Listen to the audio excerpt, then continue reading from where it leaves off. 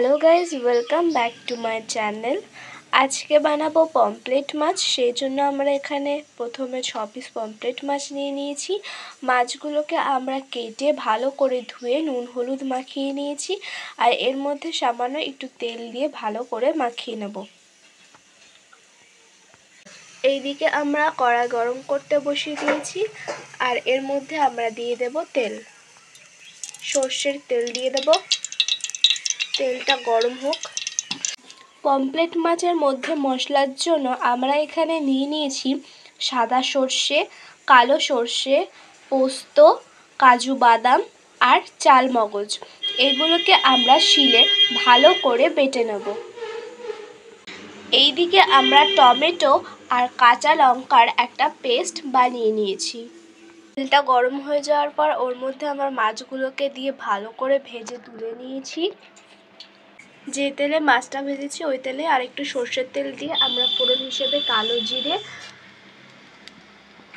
আর শুকনো লঙ্কা দিয়ে দেব। এটা একটু ভাজা ভাজা হয়ে গেলে এর মধ্যে আগে থেকে টমেটো কাঁচা লঙ্কা পেস্টটা আমরা দিয়ে দেব। দিয়ে ভালো করে নাড়িয়ে চাড়িয়ে দেব। যতক্ষণ নাড়বো যতক্ষণ না আমাদের টমেটোর কাঁচা গন্ধটা চলে যায়। এখন এটার থেকে হালকা হালকা তেল ছেড়ে দিয়েছে। এর আগে আমরা যে শিলে বেটে নিয়েছিলাম যে মশলাটা, সেই মশলাটা আমরা এর মধ্যে দিয়ে দেব। দিয়ে ওটার সাথে আমরা ভালো করে মশলাটাকে মিশিয়ে নেব। এর মধ্যে আমরা পরিমাণ মতন হলুদ,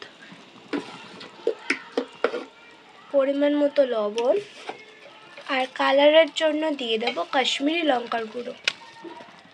দিয়ে ভালো করে মিশিয়ে নেব। আমাদের মশলাটা এখানে ভালো করে কষানো হয়ে গেছে। এরপর এর মধ্যে আমরা দিয়ে দেব আগে থেকে গরম করে রাখা জল। এবার আমরা ঝোলটাকে ভালো করে ফুটিয়ে নেব। আমাদের ঝোলটা এখানে ফুটে উঠেছে। এরপর এর মধ্যে আমরা আগে থেকে ভেজে রাখা মাছগুলোকে দিয়ে দেব। দিয়ে আমরা ঝোলটাকে আরেকটু ভালো করে কষিয়ে নেব। আমাদের পমফ্রেট মাছটা এখানে হয়ে গেছে। আমরা নামানোর আগে ধনেপাতা আর গোটা কাঁচা লঙ্কা দিয়ে নিয়েছি। দেখুন কালারটা কত সুন্দর হয়েছে। আশা করি খেতেও দুর্দান্ত হয়েছে। আপনারাও এরকমভাবে বানাবেন আর আমাকে অবশ্যই কমেন্টে জানাবেন কেমন হয়েছে খেতে। ভালো লাগলে অবশ্যই লাইক কমেন্ট শেয়ার করবেন। টাটা। আর হ্যাঁ, আমার চ্যানেলটাকে সাবস্ক্রিপশন করে আমার পাশে থাকবেন।